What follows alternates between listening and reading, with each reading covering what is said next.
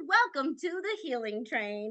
I am your conductor, B.Von Squires, and today we are sponsored by Vivity Business Solutions, where business and marketing collide for a Vivity experience.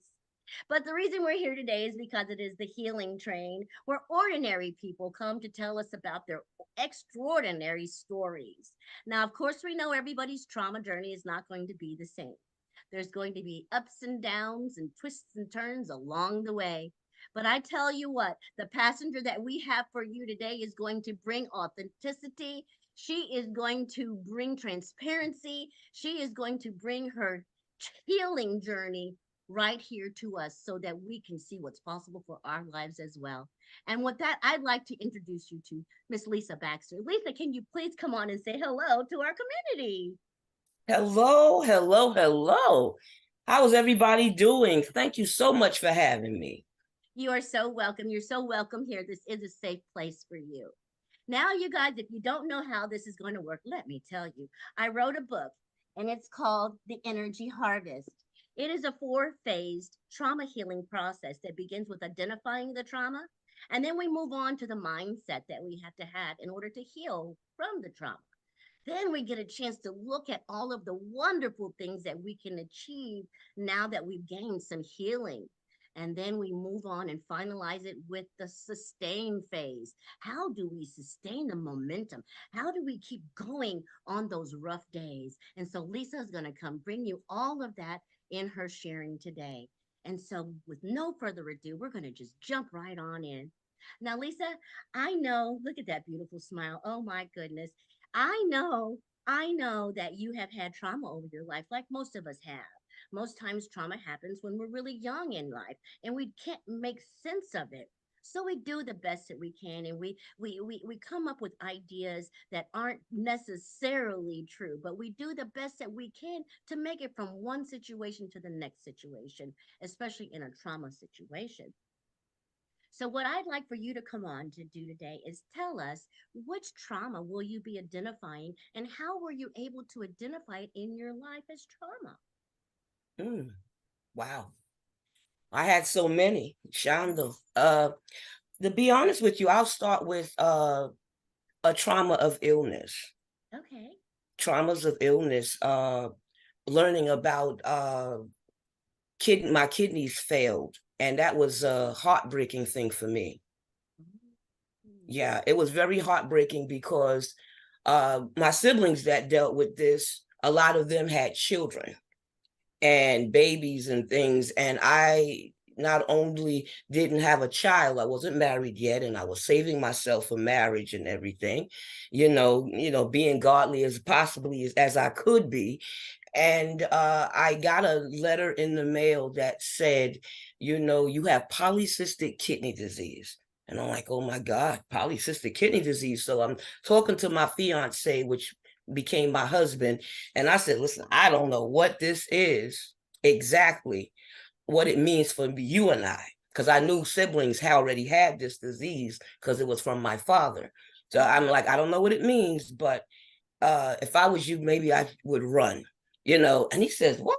He says, no, hon, I believe God. I said, I believe God, but sometimes when it comes to men, not putting them down, but an illness or from somebody you want to marry or love or start a life with, you don't want to start nobody that's sick or ill. Sometimes ill that comes maybe later, God forbid, but you don't want it in the beginning. And he Correct. says, no, I believe God, and we believe God together, and we got married. But knowing that I had this disease really scared me. It rocked me. You know what I mean? But I still kept believing God because even though I had it, I didn't have all the symptoms of it where my kidneys failed already. It took about 9 years before that happened. But just knowing that I had it was enough to shock me, rock my world kind of thing. Oh my goodness. Now, Lisa, did you have some symptoms before you got the notice in the mail that this was going on with you? How was it? What was your body saying? Did you remember what that was like? Well, to tell you the truth, when you find out what happened was too, when I did go to get checked, because my family kept saying, we got this thing in the family, you need to go see about it. But, and things like that, what they checked my urine, Sure. They checked my blood. But for polycystic kidney disease, you don't, that's not always all of the answer.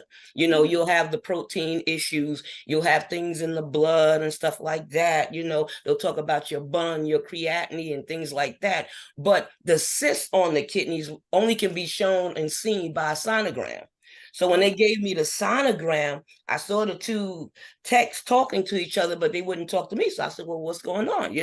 But I could tell by the look on their face something was going on, oh, and I'm like, they said, oh, we can't say anything to you, only your doctor. So even though they act like they're not letting on that it's something wrong, you could tell that it was something wrong. oh, So yeah. that's like later when I got the thing in the mail thing. I didn't really even get a call, but I got a letter in the mail instead. Oh my goodness, a letter in the mail that you have some sort of a serious illness. For me, I would think that they would call you on the phone, be a little more sensitive in their delivery is what I was thinking, you know what I'm saying? But Yeah, yeah. so I'm sure when you got that letter in the mail there, what were the emotions that you were feeling? What were you feeling at that time? First of all, it's a long disease, polycystic kidney disease. You know, you'd have to even know what the word means, first of all. You just know something is wrong, maybe with your kidneys. That's all you Yes. know. But Yes. what it really means is you get multiple cysts all over the kidneys. And when you get these bubble looking cysts all over your kidneys, they could stop working at any point in time. It takes a Right. while sometimes, and sometimes it can be a fast thing or a short thing, but it's still a thing that eventually they say it's going to stop working. You're going to need dialysis type of thing. So that's what bothered me basically the most, because polycystic kidneys, your kidneys is everybody's kidney is about the size of the fist. Okay. But when you have polycystic kidney disease, it can grow as big as a football. Oh my. It can be Okay. heavy. I was punched in the stomach one time by one of the children. I'm a social worker. I was a social Sure. worker for 25 years, and I'm a health campaign manager now. But the kid hit me in the stomach, 3 years old, hit me, and I started urinating blood. That's one of the issues of having it. Not only sometimes you feel the soreness of it, or Okay. things of that nature, you also can urinate blood. When I did that, the doctor had me like have bed rest kind of thing, like relax, calm down. There was no medication at that time, even though they're Sure. doing a lot of studies and stuff about it. Sure, sure, sure. Yeah, because I'm trying to imagine myself getting a notice in the mail that something was wrong with me. How would I feel? You know what I mean? Yeah. I would probably have a little bit of fear, especially not knowing, like you say, a long word. These are long words. What do they even mean? I don't even know to be afraid. But maybe if I knew what they meant, I wouldn't be as. Yes. So yeah, Come on. I would probably go to Google and say, Google, what is this? What is this? Explain this to me, Google, because I don't know. You know, Mm. and so then I maybe don't when think it was no Google then. If it was, I didn't know it. I wasn't savvy. Not that I'm that savvy now, but I know I sure, wasn't savvy back then because I got sure, married in 95. So this was happening okay. before that. Yes, so there was no Google. So, oh my goodness, I can only imagine, Yeah. Maybe I being should have got a medical dictionary out. I don't know.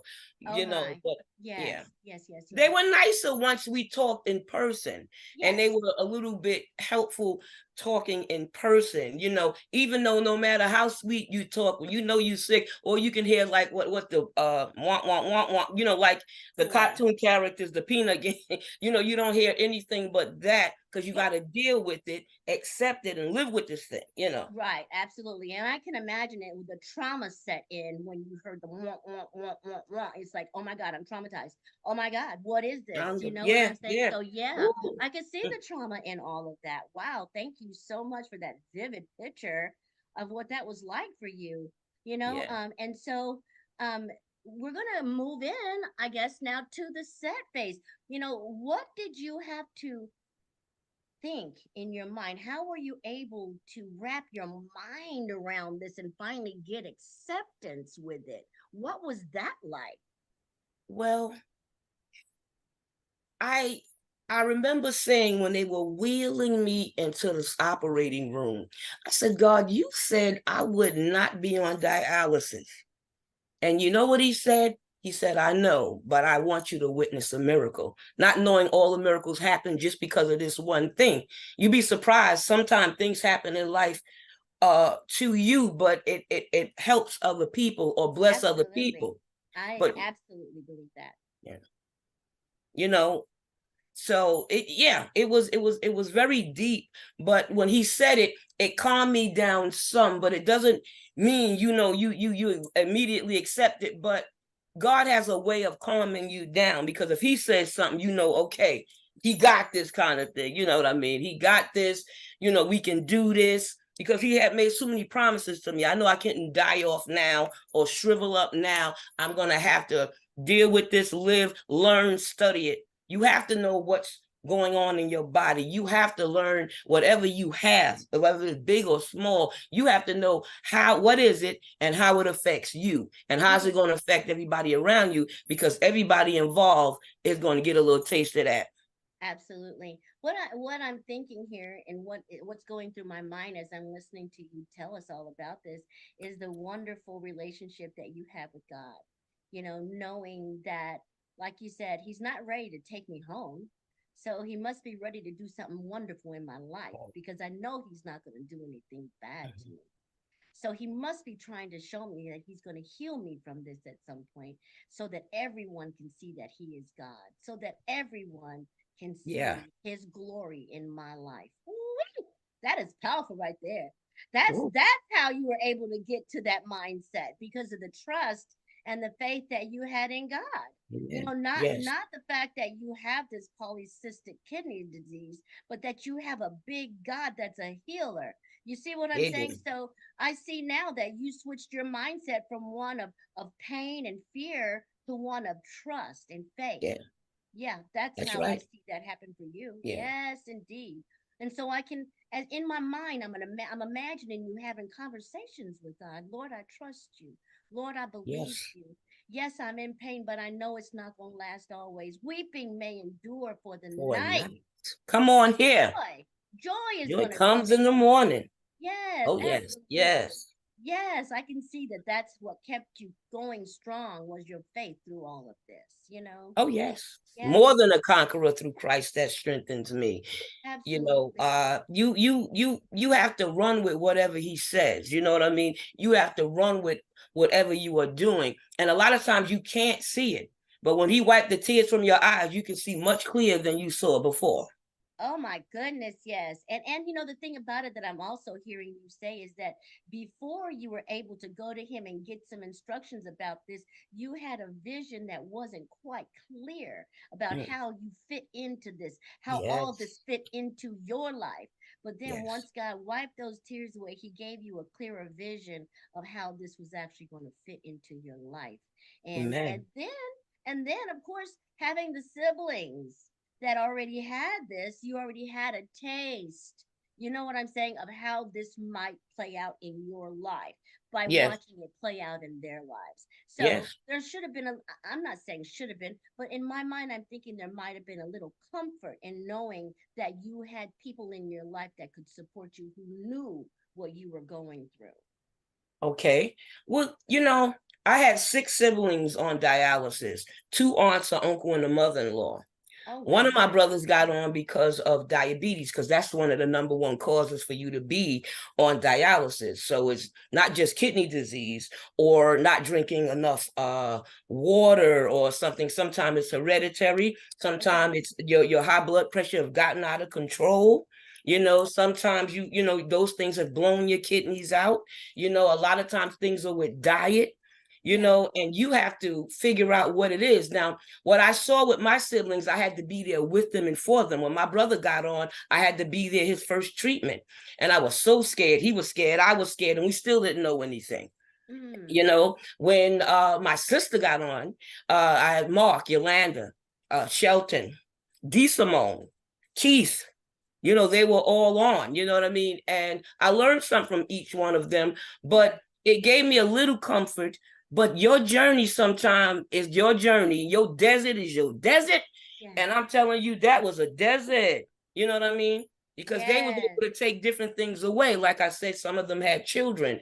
Some of them, had some of the things that it's hard to get pregnant or have a baby when you have this disease. Sure. And a lot of times if you know about it, you don't want to pass it on or praying that you don't. Yes, absolutely. Wow. So yeah. That Yeah. had to be kind of traumatic as well, knowing that maybe you wouldn't have children as a result of this. I always wanted children. I've tried. I've lost so many. I thought I had only one pregnancy when the doctor said I had more than one because I've never been pregnant. So I didn't know the difference. But I said, boy, my skin looks so beautiful. And I was like, wow, what's going on? I thought it was because sex. I never had sex. So when I had it, everybody kept saying, oh, you're going to look wonderful. You're going to be blossom. Now I'm like, wow, this is doing me in, oh, Wow, this was worth the wait, right? This was yeah, worth the yeah, wait. yeah. What? I was 32 years old. Yes, it was.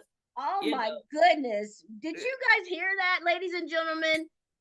I have never heard of anyone in my life a virgin at 32 years old. That's something to be proud of. That's Oh, something that's something to hold dear and near to you. You know to what I'm God be saying? the total glory. Woo. Absolutely. Absolutely, because at 32 years old, not that you're not beautiful now, I'm sure. You know, I'm sure you Well, had I'm many. 61 now, Yes. but yeah.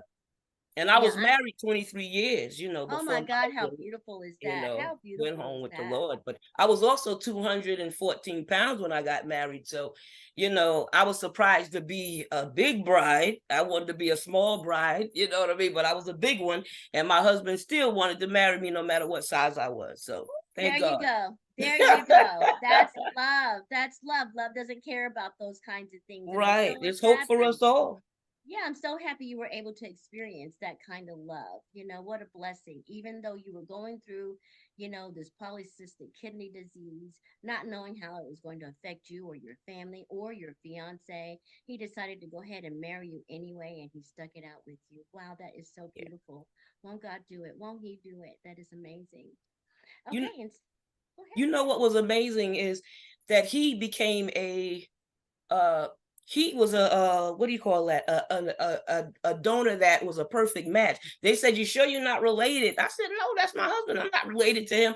They said he snuck and got tested because I kept telling them, I don't know if I want to get a kidney. Him and my Archbishop Robert Rochford uh talked me into getting on the list, or going for it and stuff like that, Yes, because they kept yes. saying your kidneys can work, but it said, but I waited like, years and years, almost 13 years, and they didn't start working or nothing. So, Okay. And so you say your husband was a perfect match. I didn't get a chance to get his kidney, but he was a perfect match. Okay, can you tell us more about that? Sure. Uh, what happened was he had a valve in his heart that didn't connect well. So if they would have took the kidney out, something could have happened to him on the table. I was telling him, you're the only healthy person in the family between me and him. And I'm like, I don't need you to do anything. I need somebody to stay healthy. So you be the one. I can wait. I wasn't unmiserable on dialysis. I learned a lot. The biggest problem I had, I think, was low blood pressure, passing out from that, blood and stuff, dropping and things like that. Hmm. But I had the fistula, you know what I mean? I had the thing in the Sure. chest, I had the thing in the groin, the thing in Okay. the neck. I Those don't are know what hole it wasn't in, but I tell you, you with him, I just was surprised, and I couldn't believe he wanted to give me that. He said, you've been on dialysis 11 years at this time, and I got to give you a kidney. I want to give you a kidney. This is enough of this. And that's what he went to do. oh my. Wow, what love. Oh my goodness, this perfect love from this man that saw your heart and not your physical condition. This perfect love that God sent you. He was so faithful to send you such a perfect love. I'm so happy you got to experience Oh, that. me too. Wow. How beautiful is that? Yes, indeed. Okay, and so now as we're continuing to move through, you guys, we're talking to Lisa Baxter today. She has a wonderful story. She told us about identifying the trauma that she identified as is her polycystic kidney disease that she was told she had. She received a letter in the mail of all things, but God saw fit to continue to bless her and blessed her with a man who loved her from the inside out. And she was able to go ahead and go through her dialysis and continue to live to tell the story. She's here sharing this wonderful journey with us now. And we're going to move on into the achieve phase because we want to see what she was able to achieve that the kidney disease couldn't take from her. No, no, no. Come on here. Couldn't take it from her. She still had plenty of things to achieve. And so now, Lisa, please tell us all of the things that this kidney disease couldn't take from you. Tell us about Wow. What? able to Ooh, achieve. I tell you, I got a bigger family because you with kidney disease, you get a bigger family. Okay. You get more education because Mm, each of us teach from our lives and our yes. situations and our experiences. Yes. Okay. And let me see. I'm so excited I can't even think of It's okay. We're I'm excited so with excited. you. Oh my God. You know what I love? That God turned the illness around.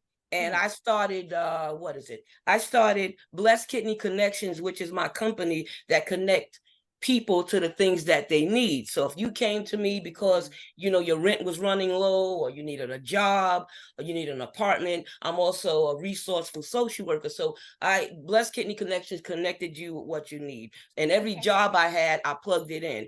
Even while in my church community, I plugged it in my working community, I plugged it in. So each time they'll get resources for what they need, I threw it on social media. So that was helpful. Starting the Lisa Baxter show, which I have on YouTube and Google and cable. I had my show for 16 long years, and I interview all type of dialysis kidney warriors, transplant warriors, people that have resources to help people with a disability or help people, period. Whether you're sick or not, the show would be a blessing to you because you'll hear somebody's story, you'll get help at the same time, and you'll learn something at the same time, and we want you to feel better. So we tried to do everything. That's why I'm so in love with your show, because I'm so touched by what you're doing. I'm so blown away, girl. You rock. I ain't mad at you. You ain't never lied, So I was able to write 7 books, but I was only able to do 3 of them that I published, and all of them teach with kidney disease from children on to adults. My books have been in schools. I've donated them to prisons because prisoners and have also kidney disease and stuff like that. And Yeah. while I'm teaching in the youth prisons and stuff like that, teaching religious studies, I was able to share these things with them because it's heartbreaking to see a child on dialysis, or a baby, Ooh, a teenager, and even an adult or a senior citizen. You sure. know what I mean? It's just heartbreaking because you can see it in their face and Mm, on their face. And mm. you have to think of something that if the show couldn't reach them, or I couldn't reach them in person because I traveled all around the world telling a story, teaching and stuff like that, my show would go there, or my books would go there. Mhm. And these are my books. This is my Tell us first about book. them. Tell us about them one by one. This is my first book, Through the Eyes of a Dialysis Patient. Okay. All right. And this breaks down everything that I was dealing with and went through in the dialysis center, outside of the dialysis center. Illness can affect marriage. Illness can affect people being afraid of you. People that known you for years, love you. They don't know how to take you because your skin color changed, your eye color changed. I don't drink or anything, but my eyes look bloodshot. My skin got very dark. And Oh people say, "Oh my. my God, Lisa, what happened? You got so dark." Sometimes people don't know what to say, and then sometimes they'll treat you like an invalid, or they'll treat you like you need extra help, or they ignore it altogether. Oh You know, my. so you just got to be prepared and ready for that and deal with it. So, Through the Eyes Wow. of a Dialysis Patient is my first book. Okay. My second book is a children's book, Melzy Takes Dialysis to Show and Tell. Okay. And Ribbit Gets a Kidney is my third book. Ribbit. Yeah. Ribbit is a frog that got a kidney.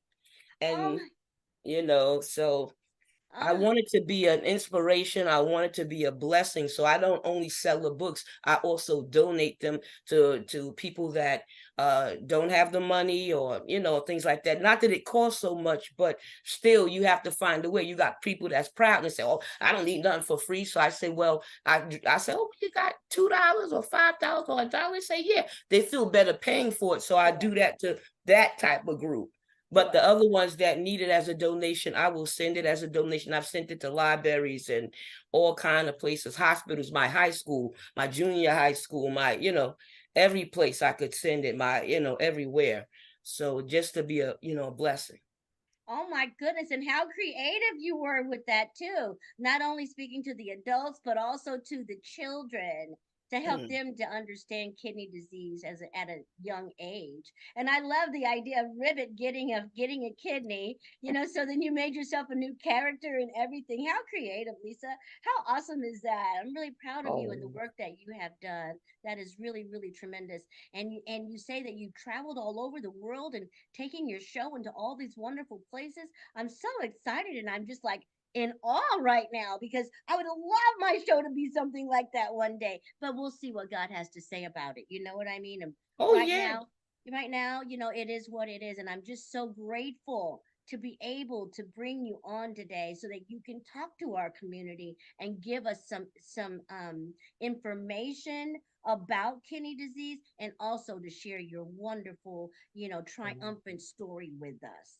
And Oh, so thank you had, you. yes, you were able to achieve so much and undoubtedly able to touch so many souls out there. So, oh my goodness, I can see your crown now. God's got that crown waiting for you with all those jewels in it. You know what I'm saying? Getting all those jewels. Oh my goodness, that's wonderful.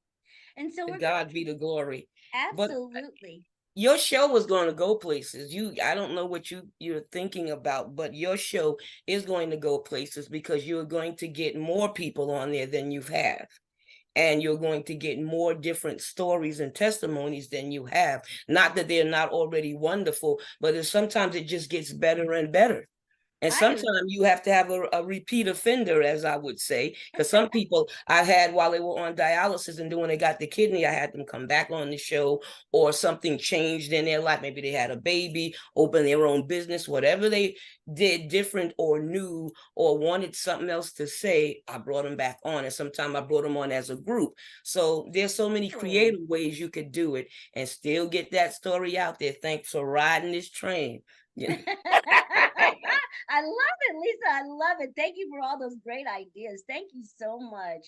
Oh my goodness. And I don't know if you guys remember Dr. Ramathia Webster that was on here. She's actually a relationship to Lisa and sent her name in as a passenger. And I'm just so grateful to Ramathia for It's sending my you to be baby. such a blessing to us today. And Uh-huh. so as we continue to move on to the sustain phase, Lisa, I want you've done so much. All of this with kidney disease, okay? I know people that don't have kidney disease or any other disease and have not accomplished half a fraction of the things that God has allowed you to accomplish in your illness, even. And so I'm just grateful to God, for allowing you to achieve so much. And so now what we want to know is how in the world do you sustain that beautiful smile? How do you sustain that positive energy, honey? How do you keep going like the Energizer Bunny when you yourself go through so much? How do you sustain it all? Can you please tell us?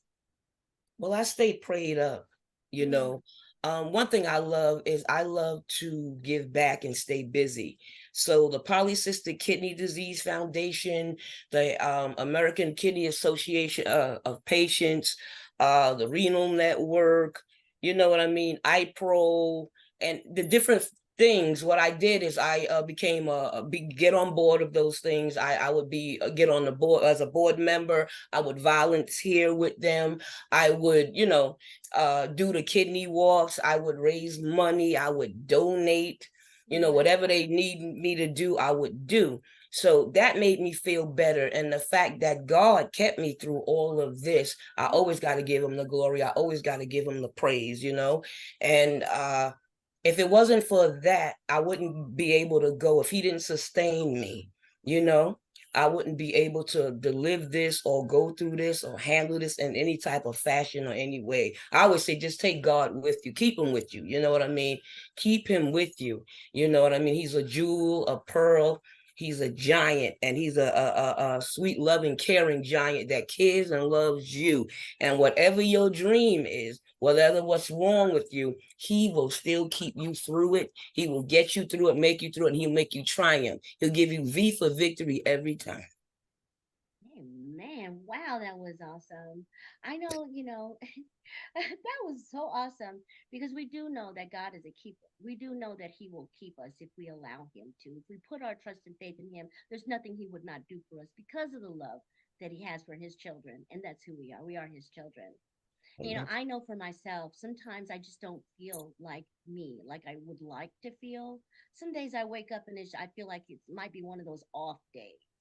And so on those off days, I try to listen to affirmations, or I try to listen to something that's going to feed my spirit, because I know Oh that's where yeah. it begins. It begins in my Mm-hmm. spirit man. And when he is where, or she is where she needs to be, then everything else just kind of falls in place where it's supposed to be. And so when I feel like I'm kind of off balance a little bit, the first thing I do is go feed my spirit. I talk to God through my prayer and meditation, which is something that we also talk about in the book.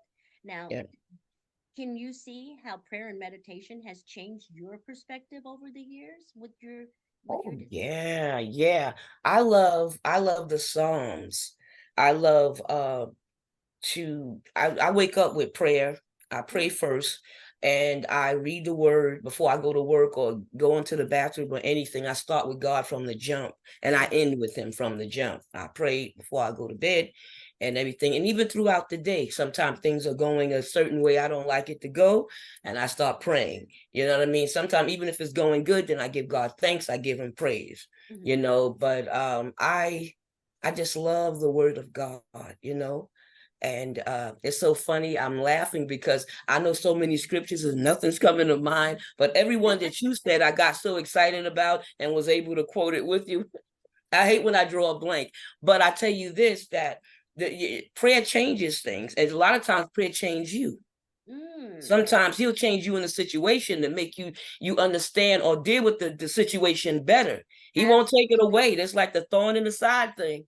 You know what I mean? Yes. But he'll show you how to deal with that thing. Ooh, You know, you how just to had a rock with mouth. that boat. You know what I'm saying? Yes, that's a mouthful you just said. He might not change the situation itself, but he changes the way you think about it, the way you see it, and the way you feel about it. And when those things change, the whole situation has changed. Do you know? You know what I mean? Amen. When Yeah. you change your perception, everything else changes. And so I'm really happy to hear you say that. That was so powerful. So powerful. Oh my goodness, Lisa. I'm having such a good time with you today. I'm having such a ball. This is such a Me great, too. great train ride today. Me too. Whoop, whoop. Me too. I tell you. It's a Ab- true great ride. It's a true great ride. I just thank God for you. I thank God for having my transplant. I call my transplant Hannah, my kidney okay. transplant Hannah. And listen, we didn't get a chance to have a baby. My husband wanted to name the baby Hannah, so I named the kidney Hannah. So everybody Aw. always talks about Hannah. Hannah this, Oh, Hannah that, So that is so precious. That is so precious. So you did actually achieve your kidney. yeah, Hannah's So, sitting right here. well, tell us about that. We didn't hear about that part. You want to tell us about that part? How Sure, did you feel sure. when you found out you had a kidney, a perfect match? That Wow. oh my goodness, please tell us about that. Well, they called me 4 times. Okay. First time, a child had a bad situation, some children. So I told them, give the kidney to that child. Sure. Second time they called me, I had a bad cold. I had a bad cold. I was in the ambulance. Matter of fact, they called on me while I was at dialysis. They called them because I kept saying I'm going to see about it. I did see about it, but they wanted me to see about it like now in a hurry. So they called the ambulance on me. So while I'm in the ambulance, I get a phone call and I'm like, who? And they said, the hospital, Mount Sinai. So I said, what?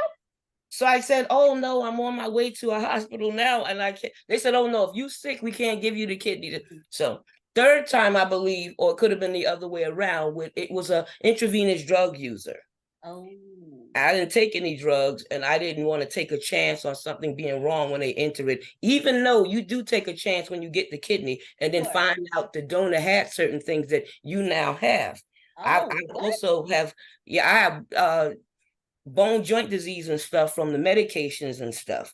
I instead of running like I usually do and swim, I walk with a walker now, which I'm trying to get rid of, but I've had that walker for some years now.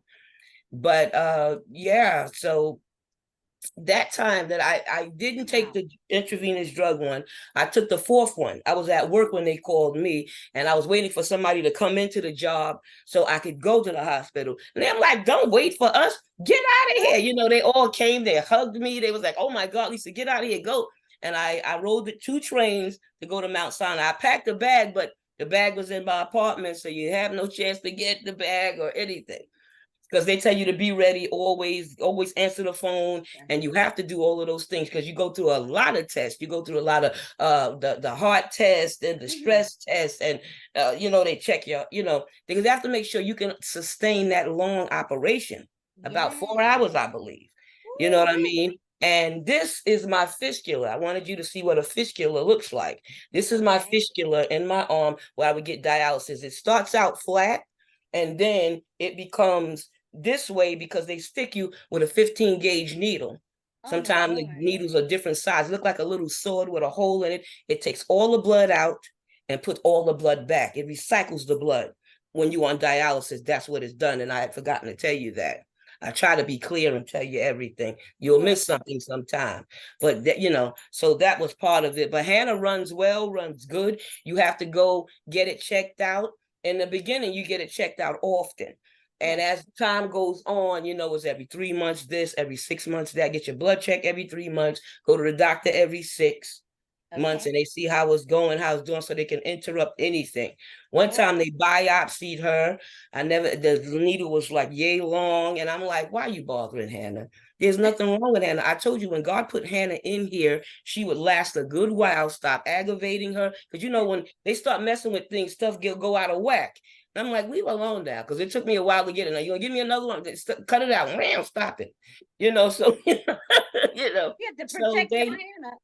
yeah, so you do go through a lot through these walks.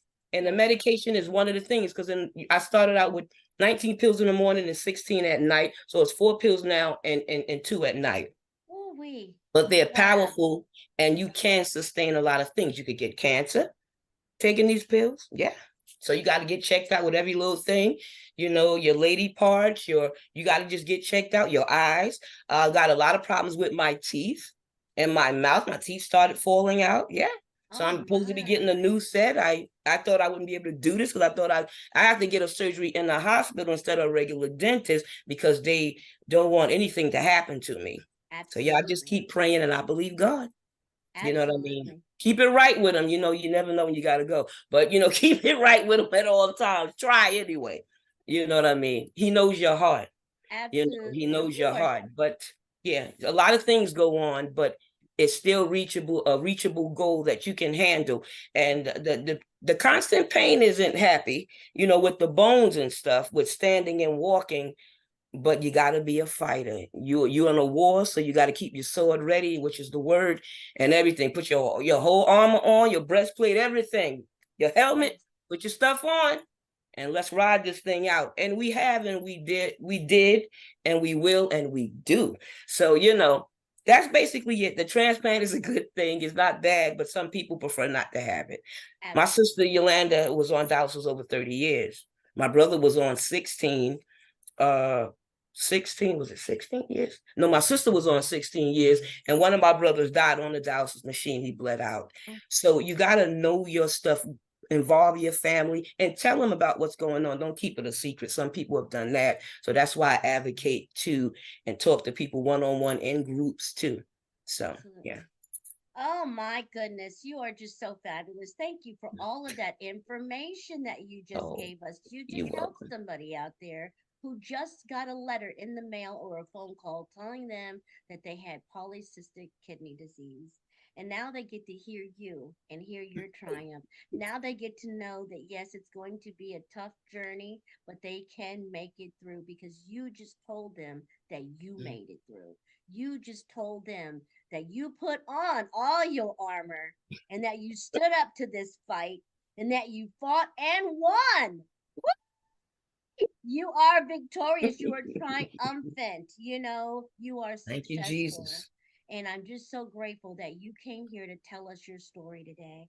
Ladies and gentlemen, this has been such a wonderful episode, as always. And Lisa, we thank you so much for being here. And now, if the people want to reach you, and I'm sure they will when they see this, how will they reach you? Please give us your info.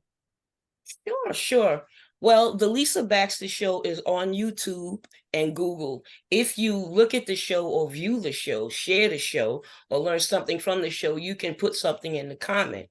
I'm also on Facebook and as Lisa Baxter, even though there's more Lisa Baxters out there than just myself, but you've seen me, so yeah. I got to tell them something about the Facebook thing, though, because let me tell you, you guys got to know that she's a Facebook celebrity. She's got over 5,000 viewers. And if you try to friend her, they're going to give you a little warning that says Lisa Baxter can't receive any more friends right now. She's hit her threshold. And you will wait patiently, like me, until you can get in to be her friend. I'm telling you, everybody wants to be Lisa Baxter's friend. And I see Oh, why.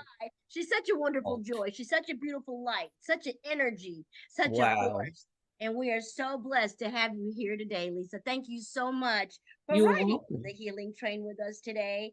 And with that, we're going to just kind of wrap up for this episode.